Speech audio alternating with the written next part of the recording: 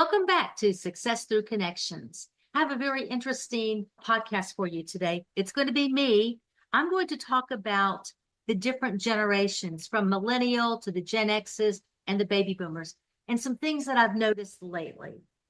So I'm going to tell you, it starts with a story.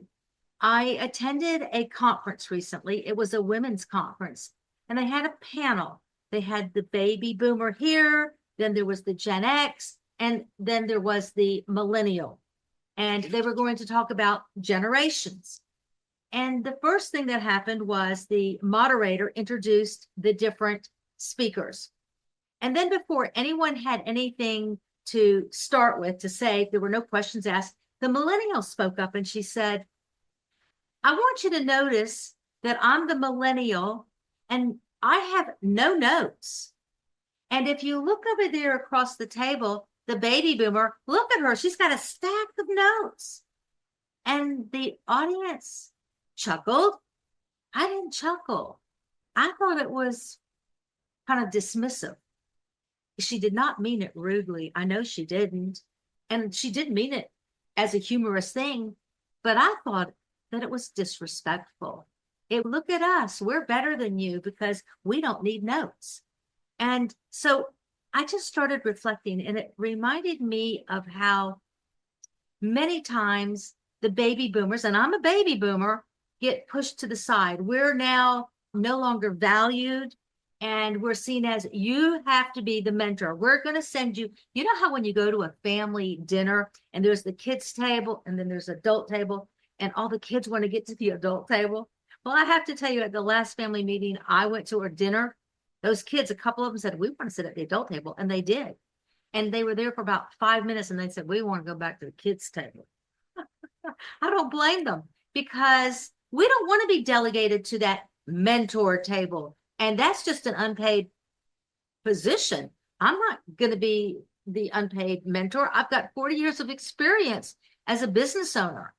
So why would I do that? But I thought, people sure do make assumptions. They think that the baby boomers have no value. They're just the mentors. Whereas the millennials, we're the innovators with all the energy and we have all the great ideas and we don't need your advice anymore.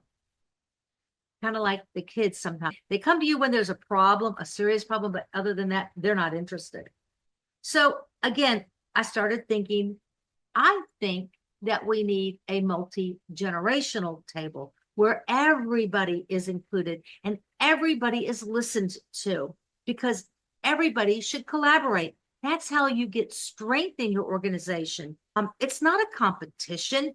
It's, you can bring the innovation and that's great, but you're built on the foundation that those baby boomers and those Gen X's built before you. So you should not be dismissing the older generations. You should embrace them, and it should be all of them, a circle of them are all at the table. So I'm not calling out millennials. I'm really not. I'm just calling in leaders. You should be leaders and take pride in that leadership and encourage all ages to be part of it. Not just, okay, we're moving on to this new idea, so you're dismissed. Because innovation, it needs a foundation. And wisdom is an accelerator. It's not a speed bump. And respect is a two-way street. So it builds legacies and it launches the future. So baby boomers bring some wisdom. They bring in real value based on what's happened in the past. It can help your organization from making big errors. So we bring in institutional memory. So we know what's happened in the past. We know what's failed and what's successful. So you should bring those people and invite them to the table, because why would you want to make the same mistakes that were created before you even entered that organization? They can offer you crisis leadership. Again, because these are uncertain times and the world is changing. Why would you want to make mistakes? I mean, you're going to make mistakes, but why not avoid them if somebody in the organization has already been there and done that? learn. And professionalism and preparation. That's also included because those stack of notes, yeah, that was leadership in action. So just because we need new voices in our groups, it doesn't mean you silence the older ones that came before you. We don't build the future by dismantling the past. We build on its foundation. What do you think?